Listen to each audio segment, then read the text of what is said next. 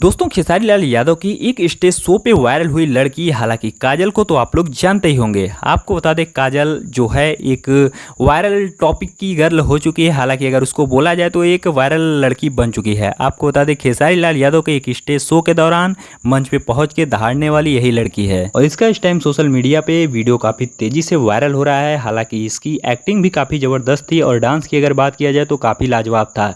खेसारी लाल यादव के मना करने के बाद भी स्टेज पे चढ़ के वायरल हो गई ये लड़की। हालांकि मुझे तो लगता है वायरल होने के चक्कर में ही स्टेज पे चढ़ा था। क्या आप लोग क्या कहना चाहेंगे, आप लोगों की क्या राय है, हमें नीचे कमेंट बॉक्स में जरूर बताइएगा। और इस लड़की का 1 से 2 गाना खेसारी लाल यादव के साथ बहुत जल्द आप लोग को नजर आएगा। हालांकि ब्लॉकबस्टर गाना होने वाला है, तो आप लोग क्या कहना चाहेंगे इस गाने के बारे में। आप लोग को बहुत ही जल्द इस गाने के बारे में अपडेट दी जाएगी। हालांकि गाना शूट पे लग चुका है, गाने की रिकॉर्डिंग हो रही है। खेसारी लाल यादव ने अपने मुंह से ही बोला था कि इसके साथ एक बहुत ही बड़ा और ब्लॉकबस्टर गाना शूट होने वाला है और आप लोग के बीच रिलीज होने वाला है।